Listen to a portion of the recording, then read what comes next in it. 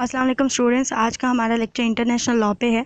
Law gate syllabus में इसकी बात की जाए तो इसका सिलेबस काफ़ी लेंथी दिया गया है लॉ गेट में, और नंबर्स की जो डिवीजन है वो 5 मार्क्स के लिए है, ठीक है। जिसमें यूएनओ का चार्टर है और यूएनओ के चार्टर में 111 आर्टिकल्स हैं, यानी कि 111 आर्टिकल्स हैं।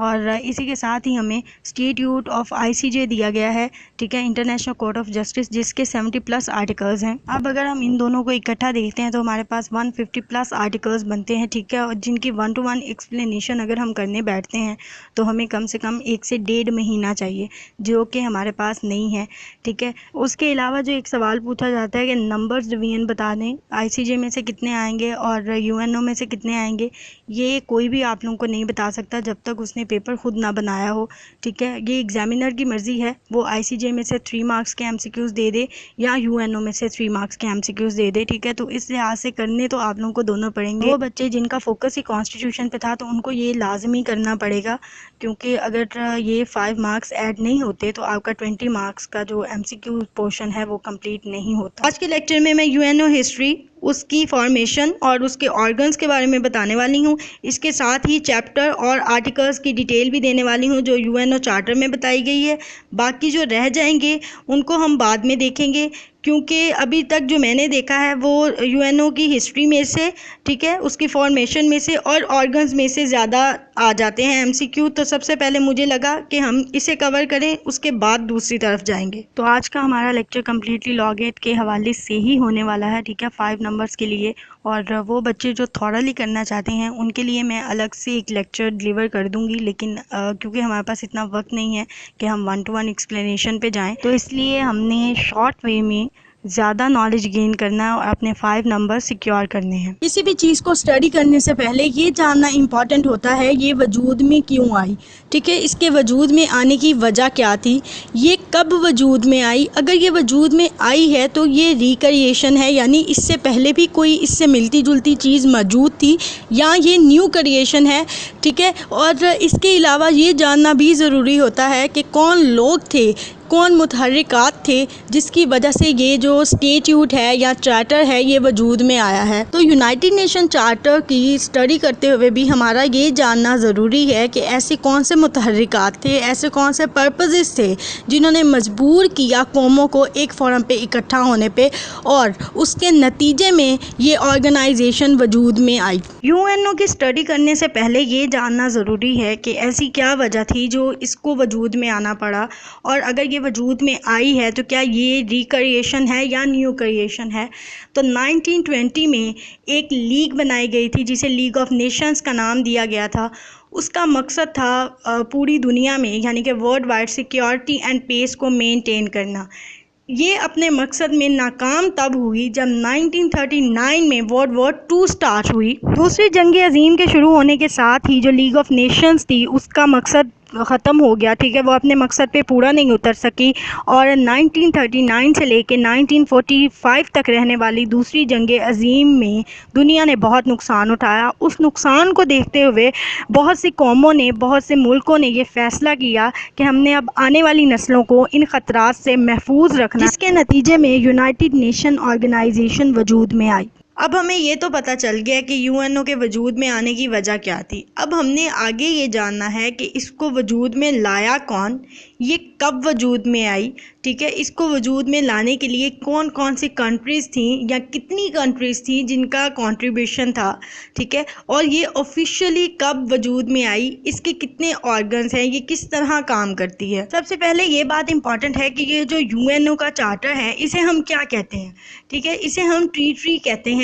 मुख्तलिफ कौमों के दरमियान मुआहदे को हमने यूएनओ चार्टर का नाम दिया था। सेकंड नंबर पे जो टर्म है यूएनओ, यानी कि यूनाइटेड नेशन की जो टर्म है वो वजूद में आई थी ड्यूरिंग वर्ल्ड वॉर 2, ठीक है। वर्ल्ड वॉर 2 एंड हुई थी सितंबर में, और जो यूनाइटेड नेशन है इसका जो चार्टर है वो आया था जून में, ठीक है। तो ये ड्यूरिंग वर्ल्ड वॉर 2 के दरमियान ये वजूद में आया था। यूएनओ चार्टर को ड्राफ्ट किया गया था, इसको तश्कील दी गई थी 14 अगस्त 1941 को, यानी कि उसके वजूद में आने से 3-4 साल पहले। और इसको साइन किया गया था 26 जून 1945 को।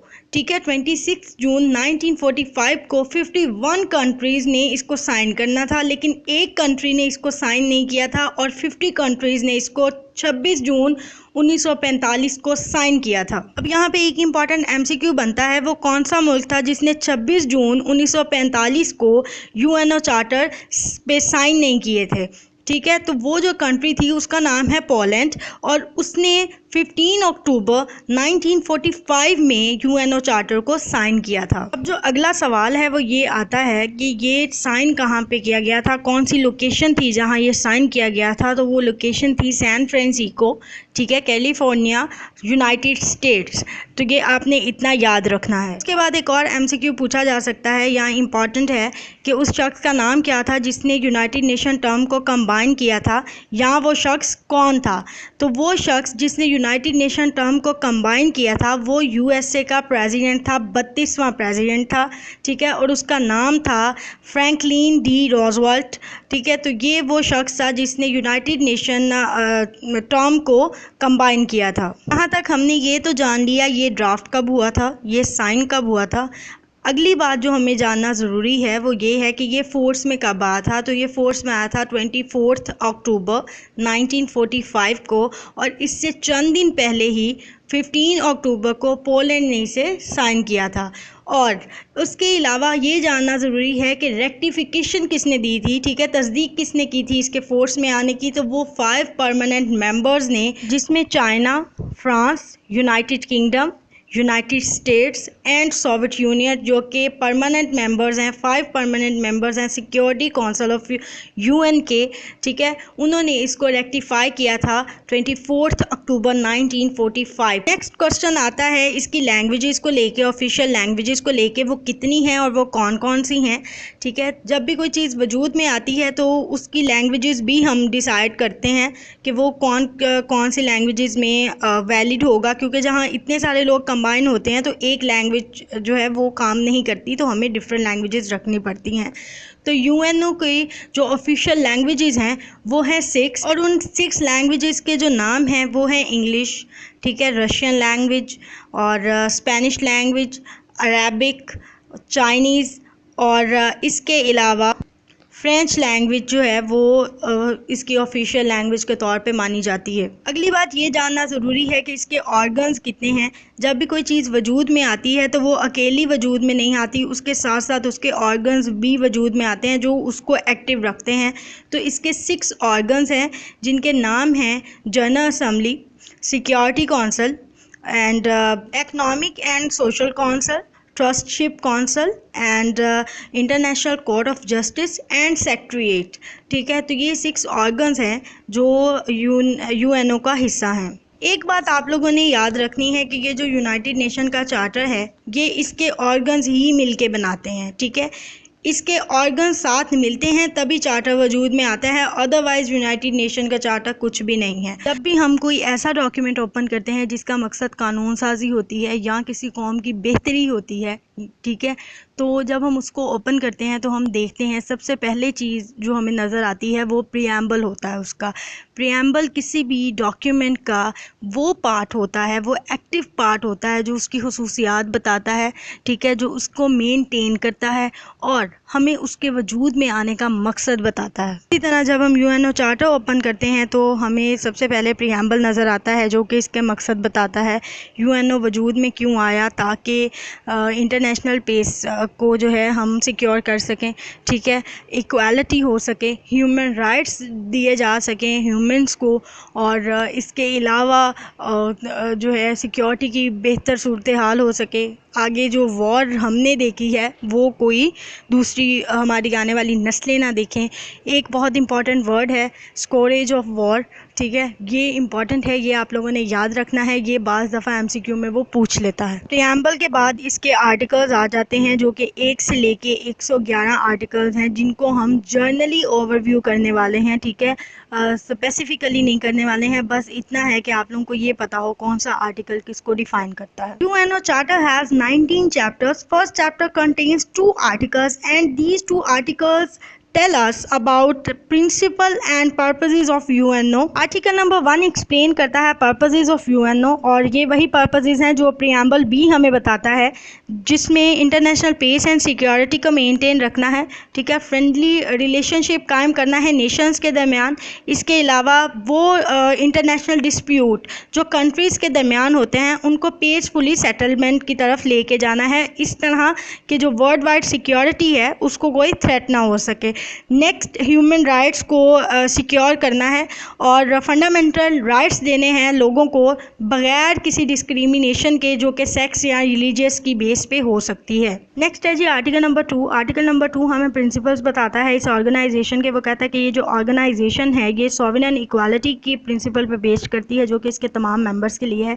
इसके अलावा वो हमें उन असूल के बारे में भी बताता है जिस असूल के तहत इंटरनेशनल डिस्प्यूट्स जो मेंबर्स के दरमियान पाया जाता है उसको किस तरह हमने सॉल्व करना है। वो कहता है पीसफुल मीन से सॉल्व करना है, ठीक है, ऐसे कि जो international peace, security and justice है वो इन डेंजर ना हो। इसके अलावा आर्टिकल 2 हमें एक और प्रिंसिपल बताता है। वो कहता है कि जो तमाम मेंबर्स हैं अपने इंटरनेशनल रिलेशनशिप में ना तो यूज़ ऑफ फोर्स करेंगे, ना ही थ्रेट करेंगे किसी दूसरी रियासत को कि वो उसकी इलाकाई सामलियत के ख़िलाफ़ हो या उसकी पॉलिटिकल इंडिपेंडेंस के ख़िलाफ़ हो, और या फिर जो यूएनओ का पर्पज़ है, ठीक है, उसी के ही मुतसादिम हो, यानी कि उसी के ही बरअक्स हो, तो ऐसा कोई भी काम कोई भी मेंबर नहीं करेगा। अगला असूल वो ये बताता है, वो कहता है कि तमाम मेंबर्स जो यूएनओ का हिस्सा हैं वो यूएनओ की मदद करेंगे हर उस एक्शन को लेने के लिए जो इस चार्टर में बताया गया है, और अगर किसी कंट्री के खिलाफ यूएनओ कोई एक्शन लेने वाला है तो कोई भी मेंबर यूएनओ का उसकी मदद नहीं करेगा,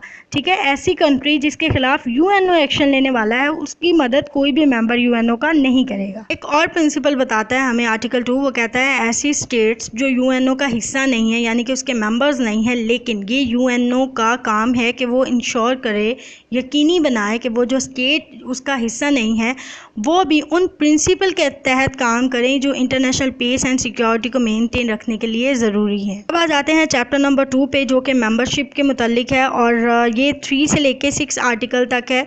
और चैप्टर नंबर 1 हमें पर्पसेस और उसके प्रिंसिपल बताता है, ये हमें मेंबरशिप के बारे में बताता है। आर्टिकल 3 हमें ओरिजिनल मेंबर्स के बारे में बताता है यूएनओ की। वो कहता है वो तमाम स्टेट ओरिजिनल मेंबर्स होंगे यूएनओ के जो एट सैन फ्रांसिस्को कॉन्फ्रेंस में शामिल थी, जो कि इंटरनेशनल ऑर्गेनाइजेशन पे मुनक्किद की गई थी। इसके अलावा वो कहता है कि वो तमाम स्टेट्स भी इसके ओरिजिनल मेंबर्स में शामिल होंगी जिन्होंने 1 जनवरी 1942 को डिक्लेरेशन बाय यूनाइटेड नेशन को साइन किया था, और जिन्होंने इस चार्टर को साइन किया, इसको रेक्टिफाई किया इसके 110 आर्टिकल्स के साथ, वो तमाम जो स्टेट्स हैं वो इसके ओरिजिनल मेंबर्स का दर्जा रखेंगी। नंबर 4 हमें 2 बातें बताता है। सबसे पहले वो कहता है कि मेंबरशिप ओपन है हर उस स्टेट के लिए, हर उस रियासत के लिए जो अमन पसंद है या जो ऑब्लिगेशंस को एक्सेप्ट कर सकती है, उन ऑब्लिगेशंस को जो इस चार्टर में बयान की गई हैं। इसके अलावा वो ये बताता है कि जो भी मेंबर यूएनओ का हिस्सा बनेगा वो इफ़ेक्टिव होगा, डिसीजन जो होगा वो होगा जनरल असम्बली का, और जो रिकमेंडेशन होगी वो सिक्योरिटी कौंसिल की होगी। ठीक है, नंबर 5 हमें ये कहता है अगर किसी मेंबर के खिलाफ प्रिवेंटिव या इन्फोर्समेंट एक्शन लिया गया हो सिक्योरिटी कौंसिल की तरफ से, और सिक्योरिटी कौंसिल रिकमेंड कर देती है जनरल असम्बली को, तो जनरल असम्बली क्या करेगी, उसका जो राइट है उस मेंबर का या जो उसकी प्रिविलेजेस हैं, ठीक है, जिसे हम कहते हैं मराआत कहते हैं, उसको सस्पेंड कर देगी। किसकी रिकमेंडेशन पे? सिक्योरिटी कौंसिल की रिकमेंडेशन पे। और अगर उसी मेंबर की वो जो राइट और प्रिविलेजेस हैं उसको रिस्टोर करना है तो वो सिक्योरिटी कौंसिल करेगी, ना कि जनरल असम्बली। आर्टिकल 6 हमें ये कहता है कि अगर कोई शख्स परसिस्टेंटली यानी कि मुसलसल वायलेशन करता है उन प्रिंसिपल्स की जो इस चार्टर में बयान किए गए हैं, तो जो जनरल असम्बली है वो उसको एक्सपेल कर सकती है, उसको बाहर निकाल सकती है। किसकी रिकमेंडेशन पे? सिक्योरिटी कौंसिल की रिकमेंडेशन पे। चैप्टर 2 को स्टडी करते हुए आपने एक कॉमन पॉइंट यकीनन ऑब्जर्व किया होगा, वो ये कि जब भी किसी स्टेट को मेंबरशिप लेनी है या उसकी मेंबरशिप कंफर्म करनी है या किसी मेंबर को एक्सपेल करना है यूएनओ से, या किसी मेंबर के राइट को सस्पेंड करना है तो वो जनरल असम्बली करेगी, ठीक है। लेकिन रिकमेंडेशन जो आएगी वो सिक्योरिटी काउंसिल की जानिब से आएगी, जिससे हमें ये पता चलता है कि जो जनरल असम्बली है वो सिक्योरिटी काउंसिल के साथ, उसके मशवरे के साथ काम करती है, खुद से कोई एक्शन नहीं लेती। ये MCQ इम्पॉर्टेंट हो सकता है। अगला है चैप्टर नंबर 3 ऑर्गन्स के मुतालिक, और इसमें 2 आर्टिकल्स हैं। आर्टिकल नंबर 7 है, आर्टिकल नंबर 8 है। आर्टिकल नंबर 7 हमें ये बताता है कि जो ऑर्गन्स हैं इसके, वो 6 ऑर्गन्स हैं UNO के, जिसकी वजह से ये तश्कील पाता है। उसके नाम मैं आप लोगों को पहले बता चुकी हूँ। नेक्स्ट है आर्टिकल नंबर 8, और आर्टिकल नंबर 8 हमें इक्वालिटी के मुतालिक बताता है कि कोई भी जो मर्द है या औरत है, वुमेन या मैन, कोई भी पार्टिसिपेट कर सकता है UNO में, कोई उस पर पाबंदी नहीं है, कोई रिस्ट्रिक्शंस नहीं है। तक जितनी हमने स्टडी की है इसको लेके बात की जाए लॉगेट MCQs के हवाले से, तो जो स्टार्ट में मैंने इन्फॉर्मेशन दी थी उसमें से कोई एक आधा MCQ आ सकता है, ठीक है। वो जनरल इन्फॉर्मेशन है, वो आप लोगों ने याद रखनी है। उसके अलावा प्रीएम्बल में से वो पूछ सकता है। प्रीएम्बल और जो उसके पर्पसेस और प्रिंसिपल हैं वो सेम है, वो मिलते जुलते हैं, ठीक है। तो उसमें से एक ही MCQ आता है कि इसका पर्पस क्या था, ठीक है। तो वो हमें पता है इंटरनेशनल पीस एंड सिक्योरिटी को मेंटेन करने के लिए ये बनाया गया था। मेंबरशिप में से मैंने आप लोगों को बता दिया है जो MCQ बनता है।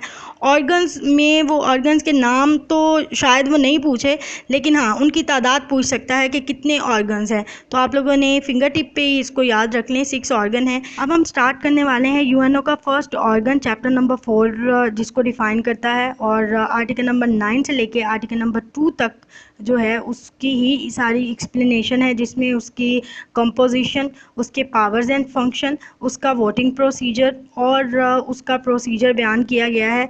तो हम इसको लॉ गेट MCQs के हवाले से करने वाले हैं। UNO चैप्टर 4 जनरल असम्बली के मुतालिक है, और जनरल असम्बली को वर्ड्स पार्लियामेंट या इंटरनेशनल पार्लियामेंट भी कहा जाता है। ये MCQ इम्पॉर्टेंट है, वो पूछ सकता है कि UNO का कौन सा ऑर्गन वर्ड्स पार्लियामेंट कहलाता है। तो आप लोगों ने याद रखना है वो जनरल असम्बली है, जिसे हम वर्ड्स पार्लियामेंट का नाम देते हैं। इसके अलावा इन ऑर्गन्स की, इन इदारों की इस्टेब्लिशमेंट ईयर है, ठीक है। तो आप लोगों ने याद रखना है कि जितने भी 6 ऑर्गन हैं, ठीक है, वो 1945 में ही इस्टेब्लिश हुए थे। और नेक्स्ट आ जाता है इसका हेड क्वार्टर। तो सिवाय एक को छोड़ के जो इंटरनेशनल कोर्ट ऑफ जस्टिस है उसका हेड क्वार्टर है हेग, जो कि नीदरलैंड की सिटी है। और जो बाकी 5 हैं ऑर्गन्स, उनका जो हेड क्वार्टर है वो न्यूयॉर्क सिटी है। अब जो इन्फॉर्मेशन मैं आप लोगों को बताने वाली हूँ, अगर आप यही रिवाइज कर लेते हैं तो 1 या 2 MCQ इधर से आ सकते हैं।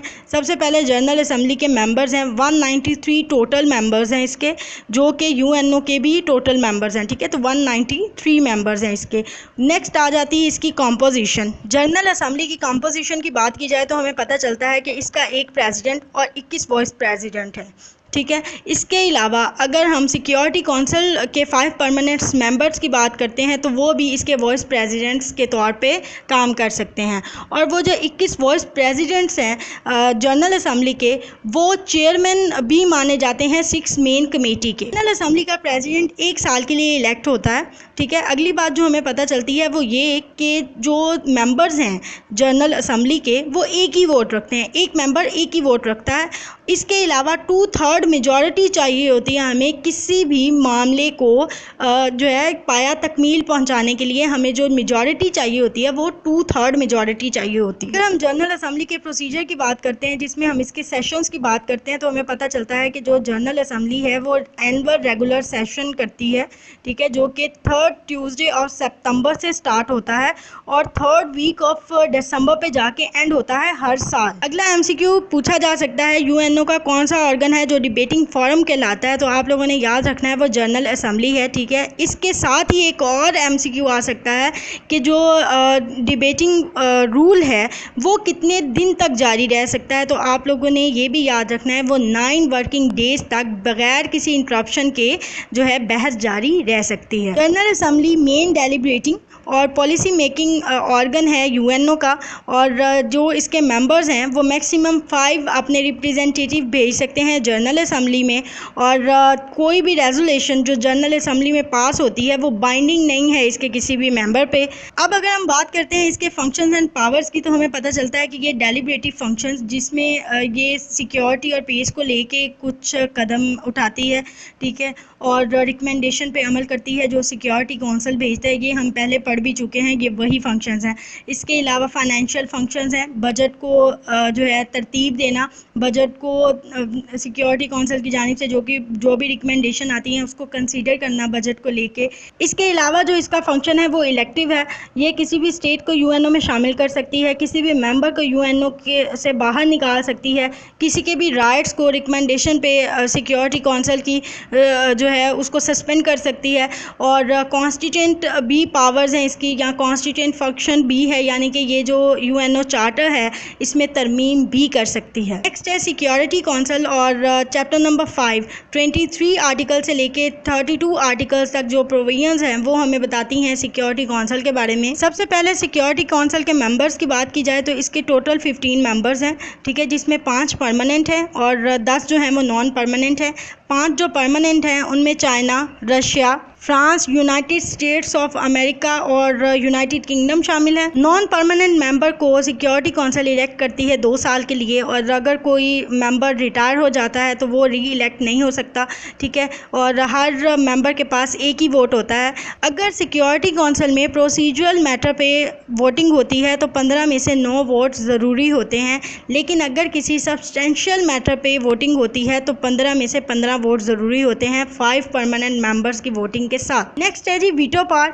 वीटो पावर सिक्योरिटी काउंसिल के परमानेंट मेंबर्स का, जो 5 परमानेंट मेंबर्स हैं उनका राइट है, और कोई ऐसा मामला आ जाता है जिसमें 9 वोट तो कंफर्म हो जाते हैं लेकिन एक वीटो जो है वो वोट आ जाता है, तो वो जो मामला है वो नेगेटिव काउंट होगा, उसकी वोटिंग काउंट नहीं होती है, वो मामला ख़त्म हो जाता है।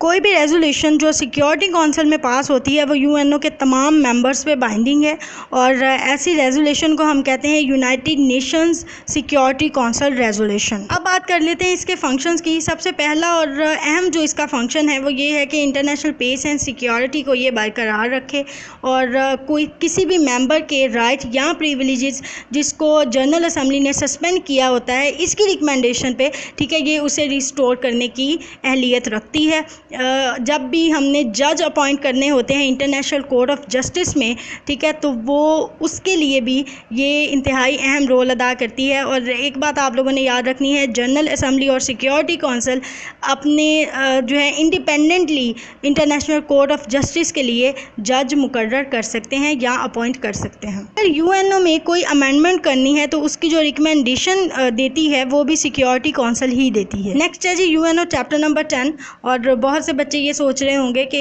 अचानक से चैप्टर नंबर 5 से चैप्टर नंबर 10 पे छलांग क्यों लगा दी है, बाकी दरमियान वाले चैप्टर किधर गए, तो वो कहीं नहीं गए, वो यही हैं, उनको हम बाद में कवर करेंगे क्योंकि हम एक सीक्वेंस के साथ आ रहे हैं ऑर्गन्स की।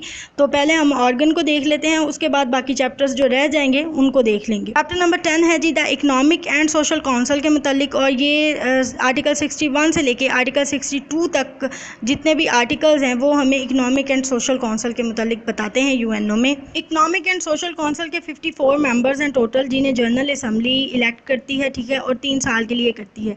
अगर इसके फंक्शंस को लेके बात की जाए तो इसके फंक्शंस जो हैं वो इकनॉमिक एंड सोशल इश्यूज़ के मुतालिक ही घूमते हैं, उन्हीं के मुतालिक बात करना, उन्हीं को बेहतर बनाने की कोशिश करना, ठीक है, लोगों को एम्प्लॉयमेंट के मौके देना और फंडामेंटल ह्यूमन राइट्स को सिक्योर करने की कोशिश करना इसके फंक्शंस में शामिल है। और अगर इसके वोट की बात की जाए तो हर मेंबर के पास एक ही वोट पाया जाता है। यूएनओ ऑर्गन है ट्रस्टीशिप काउंसिल, ठीक है जी, और चैप्टर नंबर 9 इसको डिफ़ाइन करता है या इसको एक्सप्लेन करता है, ठीक है, और आर्टिकल नंबर 86 से लेके 91 तक जो आर्टिकल हैं वो ट्रस्टीशिप काउंसिल के मुतालिक हैं। इसके मेंबर्स में 5 परमानेंट मेंबर्स शामिल हैं सिक्योरिटी काउंसिल के, जो कि 5 साल के लिए इलेक्ट किए जाते हैं। अगर इसके फंक्शंस को लेके बात की जाए तो जैसे इसका नाम है ट्रस्टीशिप काउंसिल, तो इसके जो फंक्शंस हैं वो ट्रस्ट टेरिटरीज़ के इर्द गिर्द घूमते हैं, ठीक है, उन टेरिटरीज़ को एडवांस करना और उनको बेहतर से बेहतर बनाने की कोशिश करना जो इसके अंडर आए होंगे, और इसके अलावा जो है उनकी डेवलपमेंट के लिए काम करना, उनकी एडमिनिस्ट्रेशन करना। तो ये जो इसके कुछ फंक्शंस हैं। यूएनओ के इस ऑर्गन में से एक एमसीक्यू पूछा जा सकता है, वो ये पूछ सकता है कि यूएनओ का ऐसा कौन सा ऑर्गन है जो सिंस 1994 से इनएक्टिव है।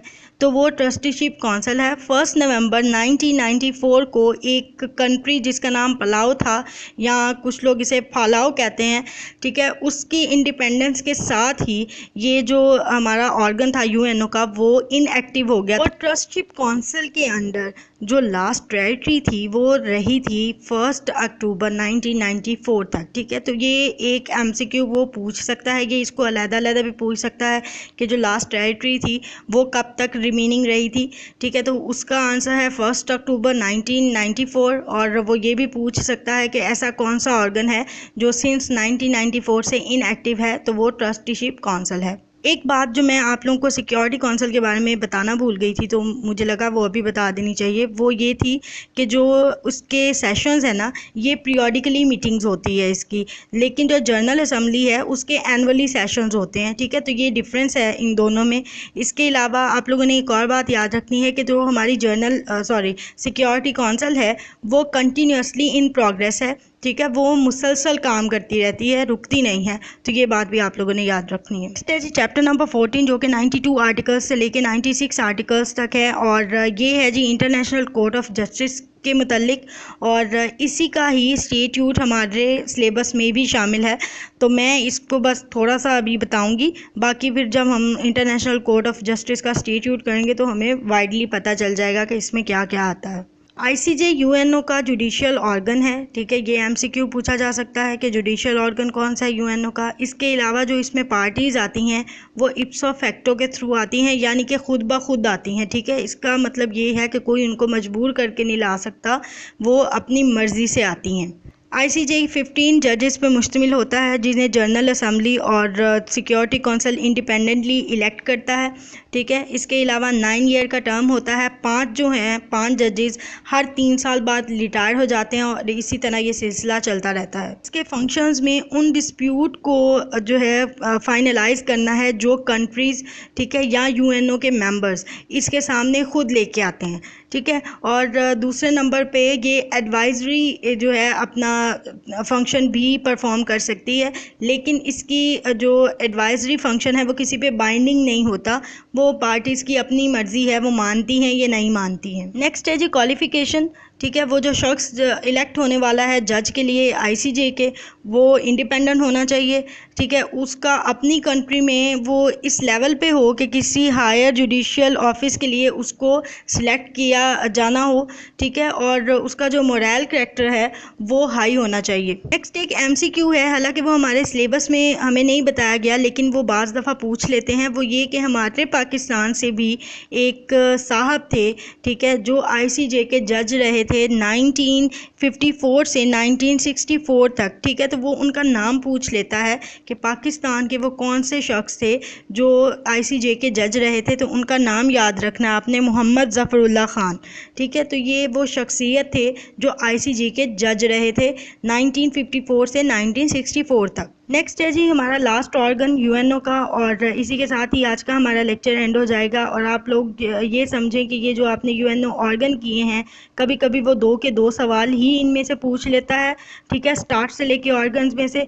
कभी वो एक आधा सवाल इनमें से पूछ लेता है। तो ये जो ऑर्गन्स हैं ये इंपॉर्टेंट है। लास्ट ऑर्गन है जी सेक्रेटरीट, और ये 15 चैप्टर्स इसको डिफाइन करता है या इसको एक्सप्लेन करता है, और 92 आर्टिकल से 101 आर्टिकल इसको कवर करते हैं। सेक्रेटरीट यूएनओ का प्रिंसिपल एडमिनिस्ट्रेटिव डिपार्टमेंट है, और ये एमसीक्यू भी पूछ सकता है वो कि यूएनओ का कौन सा ऑर्गन है जो इसका एडमिनिस्ट्रेटिव डिपार्टमेंट है। तो आप लोगों ने याद रखना है वो सेक्रेटरीट है, और इसी में ही इसका एक हेड है जिसे हम सेक्रेटरी जनरल कहते हैं, और वो चीफ एडमिनिस्ट्रेटिव ऑफिस है यूएनओ का। सेक्रेटरीट का ऑफिस टर्म है 5 ईयर। 40,000 स्टाफ मेंबर्स हैं सेक्रेटरीट के जो थ्रू आउट द वर्ल्ड पाए जाते हैं, और जो P5 हैं यानी कि 5 परमानेंट मेंबर्स जो हैं सिक्योरिटी काउंसिल के, वो इसका हिस्सा नहीं कहलाते।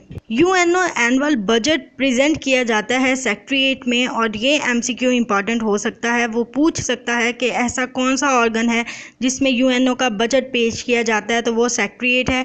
इसके अलावा वो ये भी पूछ सकता है कि जो परमानेंट मेंबर्स हैं वो किसका हिस्सा नहीं है, तो वो सेक्रेटरीट का हिस्सा नहीं है। इसके अलावा एक और एमसीक्यू है, वो ये कि यूएनओ का कौन सा ऑर्गन है जो डी फैक्टो स्पोक्स पर्सन के तौर पे एक्ट करता है, ठीक है, तो वो सेक्रेटरीट है। डी फैक्टो कहते हैं हकीकी मायने में, ठीक है, या असल मायने में। सेक्रेटरीट के फंक्शंस में शामिल है जो भी इश्यूज हो जाते हैं वर्ल्ड वाइड, ये उन पे कॉन्फ्रेंसेस मुनक्किद करवाता है, ठीक है। इसके अलावा ये जो कॉन्फ्लिक्ट हैं या डिस्प्यूट हो जाते हैं दो कंट्रीज़ के दरमियान, उनकी पीसफुल सेटलमेंट के लिए काम करता है और कोशिश करता है कि उनकी पीसफुल सेटलमेंट हो जाए। और कोई भी ऐसा डॉक्यूमेंट या कोई भी ऐसी स्पीच आ जाती है जो किसी दूसरी लैंग्वेज में होती है, जो कि ऑफिशियल लैंग्वेज नहीं है यूएनओ की, तो उसको ट्रांसलेट करता है यूएनओ की ऑफिशियल लैंग्वेज में। ये था आज का हमारा लेक्चर यूएनओ ऑर्गन